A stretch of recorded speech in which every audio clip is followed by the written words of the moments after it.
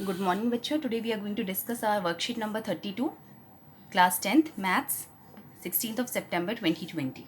And today the topic is, again, we are going to discuss now today the problems of trigonometric ratios.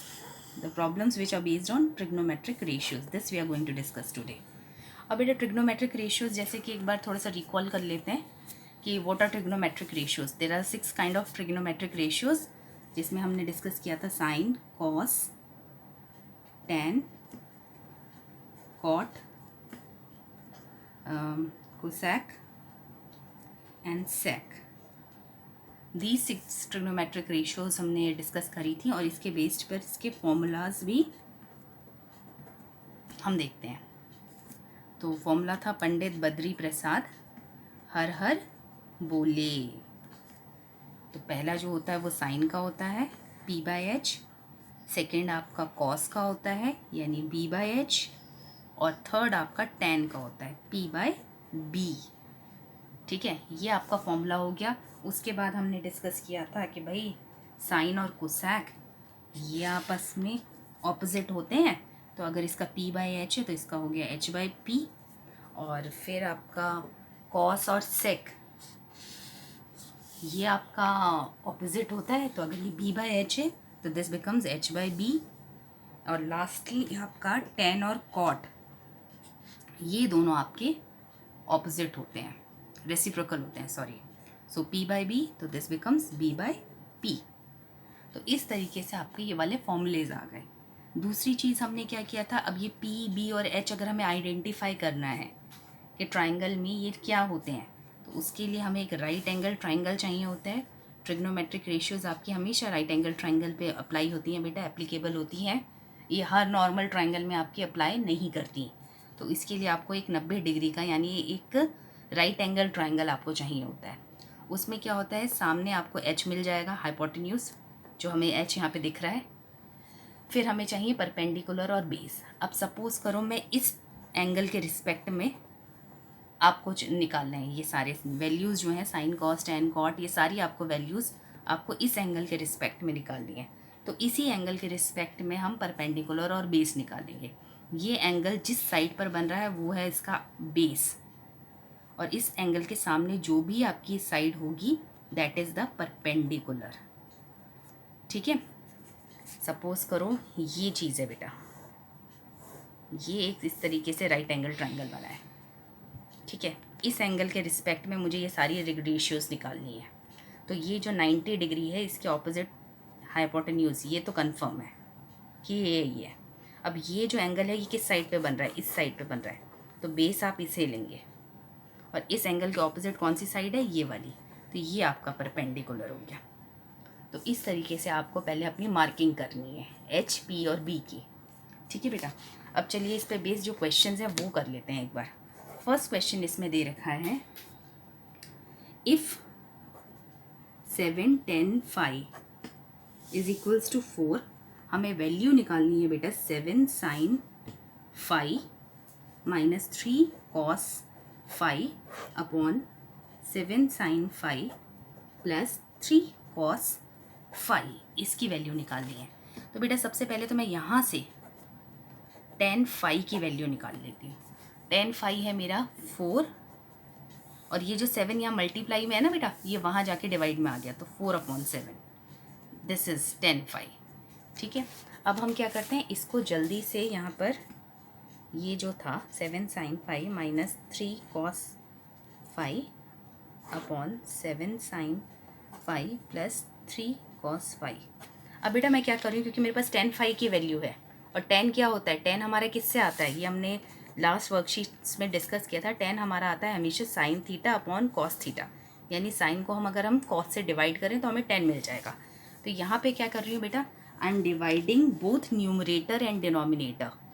ऊपर numerator और denominator दोनों को मैं किससे divide करने जा रही हूँ, divide numerator and denominator by cos 5. Cos से डिवाइड कर रही हूँ, उससे मुझे क्या बेनिफिट होगा, देखो पहले डिवाइड करके दिखा देती हूँ आपको. कॉस से यहाँ भी, कॉस से यहाँ भी, ये न्यूमरेटर हो गया डिवाइड. अब नीचे डिनोमिनेटर को भी कॉस से डिवाइड कर देते हैं. ये कॉस से ये कॉस कट गया, ये भी कॉस से कॉस कट गया. ये साइन और कॉस मिलके, साइन अपॉन कॉस मिलके बन गया tan फाई। यहाँ सिर्फ 3 बचा। यहाँ भी बेटा आपका हो गया 7 tan फाई और यहाँ हो गया +3। ठीक है बेटा। अब 7 इंटू tan फाई की वैल्यू अभी अभी हमने निकाली है 4/7, यहाँ -3 सॉरी, और 7 इंटू 4/7 +3, नीचे बेटा प्लस है ऊपर माइनस है, ये 7 से 7 कैंसिल हो गया, तो हमारे पास बच गया 4 - 3 4 + 3, यानी आ गया 1/7। This is the answer. ठीक है बेटा, this was your first question. अब सेकेंड क्वेश्चन डिस्कस कर लेते हैं इसका। सेकेंड क्वेश्चन में you are given a triangle, right angle triangle आपको दे रखा है। ठीक है, this is given 12, this is given 13, और आपको वैल्यू निकालनी है बेटा tan p minus cot r की। ठीक है, tan p minus cot r, इसमें यहाँ पे आप नेमिंग कर देते हैं PQR। ठीक है बेटा, सबसे पहले हम क्या करेंगे, tan p की वैल्यू निकालेंगे।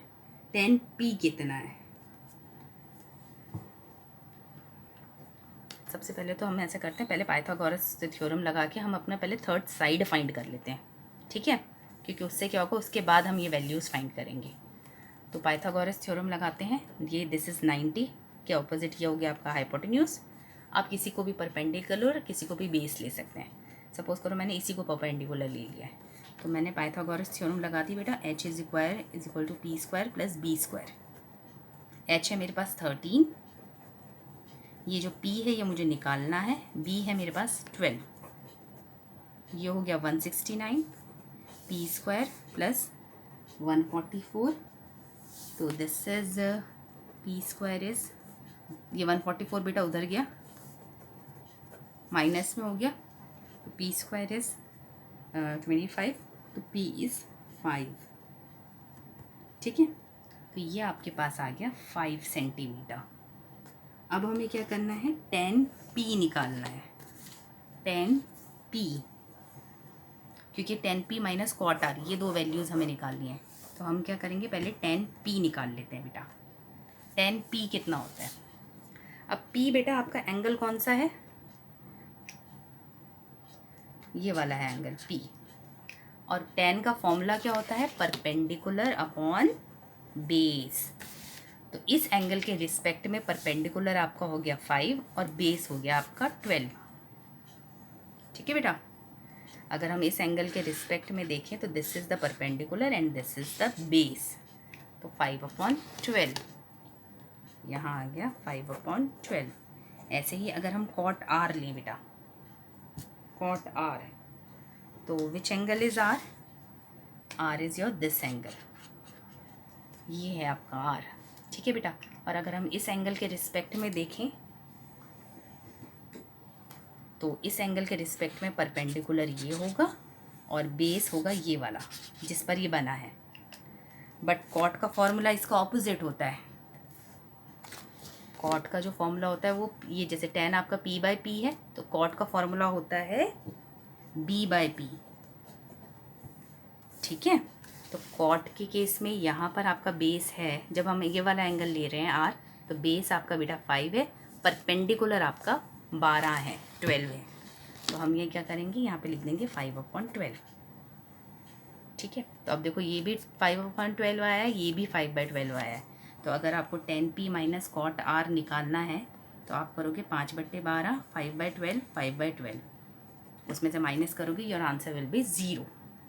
ठीक है बेटा, ये इस तरीके से आपने सेकेंड क्वेश्चन करेंगे। Then you have to do the third question. Third question of this worksheet is given a triangle. ठीक है, this is 90 degree, then you are given ADB, this is C।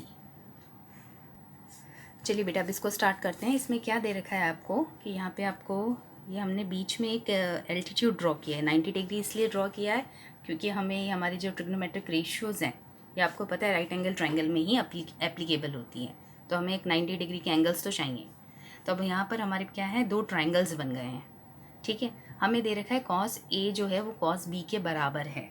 This is given to you, cos A is equals to cos B, ये आपको given है question में। Cos A का formula होता है बेटा बेस अपॉन हाइपोटेन्यूज। यहाँ भी हम वही फॉर्मूला लगाएंगे, बेस अपॉन हाइपोटेन्यूज, क्योंकि कॉस है। अब बेटा सबसे पहले है हमारा एंगल ए। अगर हम एंगल ए को लें तो एंगल ए जो जिस साइड पे बन रहा है वो है आपका बेस, और हाइपोटेन्यूज क्या होता है, 90 के ऑपोजिट, यानी दिस इज़ योर हाइपोटेन्यूज। तो हमारा ये फॉर्मूला हो जाएगा यहाँ पर ए डी अपॉन ए सी। अगर हम इधर की तरफ जाएं तो यहाँ पर बेटा आप देख रहे हो कि आपको एंगल बी के रिस्पेक्ट में निकालना है। कॉस बी है ना, तो एंगल बी के रिस्पेक्ट में निकालना है। बी किस पे बन रहा है, इस पे बन रहा है, दिस इज़ द बेस। और अगर 90 के ऑपोजिट देखें हम तो दिस इज़ द हाइपोटेन्यूज, ये आपका हाइपोटेन्यूज हो गया। यानी अब आपके पास आ गया B D upon B C. पहले आपने बेस लिख लिया और उसके बाद उसका हाइपोटेन्यूज। अब इसके बाद हम क्या करने वाले हैं बेटा, हम क्या करेंगे, ये वाली जो 2 चीज़ें हैं इन्हें इंटरचेंज कर देंगे। ए डी है यहाँ पर, A D as it is रहा, बी डी को मैं यहाँ ले आई, ए सी को मैंने ऊपर शिफ्ट कर दिया। अब ये बताऊँगी मैंने ऐसे क्यों किया है, और इससे इक्वलेंट रख दिया के, एक कांस्टेंट के इसको इक्वल रख दिया। इससे मुझे क्या बेनिफिट हुआ कि जब मैंने इन दोनों को लिया, मैंने ये 2 चीज़ें ली, तो मेरा ए डी की वैल्यू आ गई बेटा के इंटू बी डी। ये बी डी इसके साथ के साथ मल्टीप्लिकेशन में हो गया। ठीक है, ये आ गई आपकी इक्वेशन नंबर 1। ऐसे ही जब मैंने इन दोनों को लिया तो मेरे पास ए सी की वैल्यू आ गई के इंटू बी सी के साथ मल्टीप्लाई हो गया। This was your second equation. अब हम क्या करेंगे, अब हम अपने ये वाले जो छोटे छोटे ट्राइंगल्स हैं इन ट्राइंगल्स को कंसीडर करते हैं। ये वाला छोटा वाला ट्राइंगल और ये वाला छोटा वाला ट्राइंगल। अब इसमें हम क्या करेंगे, पाइथागोरस थ्योरम लगाएंगे बेटा। ठीक है, यहाँ पे भी पाइथागोरस थ्योरम, यहाँ भी पाइथागोरस थ्योरम। अब पाइथागोरस थ्योरम में हम क्या करेंगे, हम पाइथागोरस थ्योरम में हम परपेंडिकुलर निकालना चाहेंगे। वाई परपेंडिकुलर, क्योंकि हमारा जो परपेंडिकुलर है वो कॉमन है। वो परपेंडिकुलर इस ट्राइंगल के लिए भी यही है और परपेंडिकुलर जो है वो इस ट्राइंगल के लिए भी सेम है। तो हम क्या करेंगे, पाइथागोरस थ्योरम जब इस ट्राइंगल में लगाएंगे तो परपेंडिकुलर निकालेंगे, और जब इस ट्राइंगल में लगाएंगे तो भी हम परपेंडिकुलर ही निकालेंगे और उन दोनों को इक्वल रखेंगे, क्योंकि दोनों ही केस में परपेंडिकुलर हमारा सेम है। Perpendicular of first triangle is equal to perpendicular of second triangle, है ना बेटा। दोनों ही ट्राइंगल के परपेंडिकुलर सेम है। तो परपेंडिकुलर का फॉर्मूला होता है H square minus B square. यहाँ पे भी H square minus B square. H क्या है बेटा फर्स्ट ट्राइंगल में your H is A D A C. First triangle में एच इज ए सी और बेस है आपका ए डी। तो this is A C square minus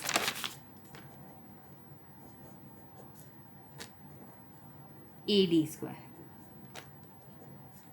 और अगर हम दूसरे ट्राइंगल में देखें, perpendicular is hypotenuse is B C and base is B D.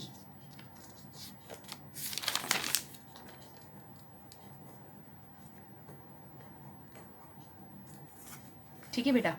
अब ए सी और ए डी की वैल्यूज बेटा अभी अभी हमने निकाली हैं। यहाँ पर ए सी और ए डी की जो वैल्यूज़ हैं ये हमने अभी अभी निकाली हैं, ए सी की और ए डी की वैल्यूज़। यहाँ से हम ए सी और ए डी की वैल्यूज़ पिक करके यहाँ पे डाल देंगे। ए सी की वैल्यू आप डालेंगे, ए सी की थी हमारे पास के बी सी, के इंटू बी सी इसका स्क्वायर, और ए डी की वैल्यू हमारे पास थी के इंटू बी डी इसका होल स्क्वायर। यहाँ पे हम कोई चेंज नहीं करेंगे। ठीक है बेटा, ये हो गया आपके पास के स्क्वायर बी सी स्क्वायर और ये हो गया के स्क्वायर बी डी स्क्वायर। यहाँ पे हमारा B C square minus B D square ही रहेगा।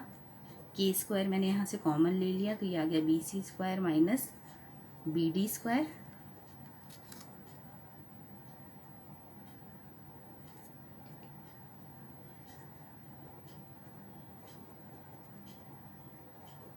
ठीक है, ये B C square minus B D square बेटा वहाँ जाके डिवाइड में आ गया, तो के स्क्वायर आपके पास आ गया B square minus B D square, B C square minus B D square. ठीक है बेटा, तो ये के स्क्वायर आपके पास आ गया 1, यानी के की वैल्यू आपके पास आ गई 1। अब हमें क्या करेंगे, इसको, इस इक्वेशन को अगर हम इस वाली जो आपके पास टर्म आई है, अगर हम इसे यहाँ पे पुट करेंगे ए सी अपॉन बी सी, ये जो हमारी कंडीशन आई थी A C upon B C equals to K, अगर हम इसमें यहाँ पे पुट करेंगे कि A C upon B C is equals to K, अगर यहाँ पे मैं के की जगह 1 रख दूँगी बेटा, क्योंकि के की वैल्यू मेरी 1 आई है, तो ए सी अपॉन बी सी को जब मैं के इक्विवेलेंट रखूँगी तो मेरा ए सी अपॉन बी सी आ जाएगा 1, यानी ए सी और बी सी बराबर आ जाएंगे। ए सी और बी सी बराबर है बेटा, अगर आपका ए सी और बी सी बराबर है तो उनके ऑपोजिट जो एंगल्स होंगे वो भी आपके बराबर होंगे, because angles opposite to equal sides are equal.